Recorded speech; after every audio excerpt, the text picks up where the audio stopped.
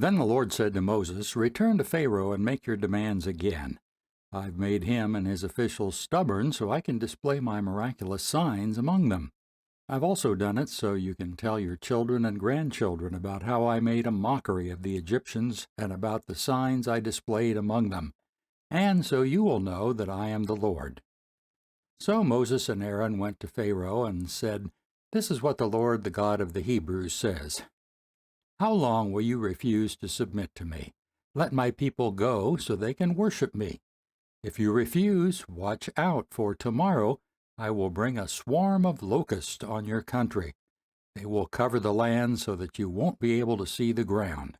They will devour what little is left of your crops after the hailstorm, including all the trees growing in the fields. They will overrun your palaces and the homes of your officials and all the houses in Egypt. Never in the history of Egypt have your ancestors seen such a plague as this one." And with that Moses turned and left Pharaoh. Pharaoh's officials now came to Pharaoh and appealed to him, "How long will you let this man hold us hostage? Let the men go to worship the Lord their God. Don't you realize that Egypt lies in ruins?" So Moses and Aaron were brought back to Pharaoh. "All right," he told them, "go and worship the Lord your God, but who exactly will be going with you?" Moses replied, "We will all go, young and old, our sons and daughters, and our flocks and herds. We must all join together in celebrating a festival to the Lord." Pharaoh retorted, "The Lord will certainly need to be with you if I let you take your little ones. I can see through your evil plan. Never. Only the men go and worship the Lord, since that is what you requested." And Pharaoh threw them out of the palace. Then the Lord said to Moses, "Raise your hand over the land of Egypt to bring on the locusts. Let them cover the land and devour every plant that survived the hailstorm." So Moses raised his staff over Egypt, and the Lord caused an east wind to blow over the land all that day and through the night.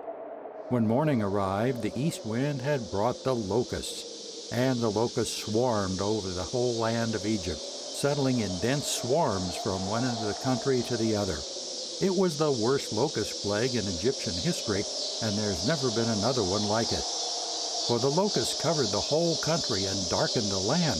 They devoured every plant in the fields and all the fruit on the trees that had survived the hailstorm.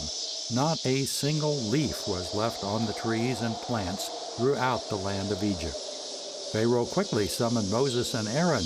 "I have sinned against the Lord your God and against you," he confessed. "Forgive my sin just this once and plead with the Lord your God to take away this death from me." So Moses left Pharaoh's courts and pleaded with the Lord.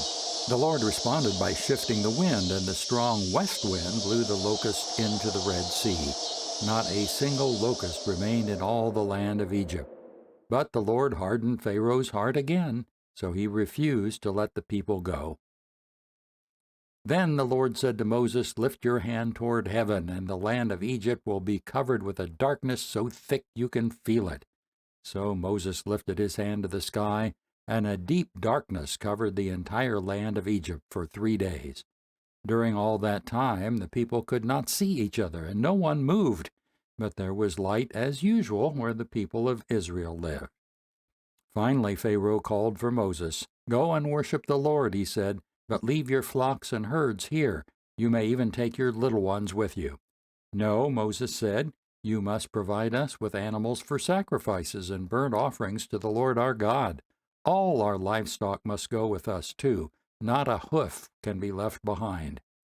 We must choose our sacrifices for the Lord our God from among these animals, and we won't know where we are to worship the Lord until we get there." But the Lord hardened Pharaoh's heart once more, and he would not let them go. "Get out of here," Pharaoh shouted to Moses. "I'm warning you, never come back to see me again.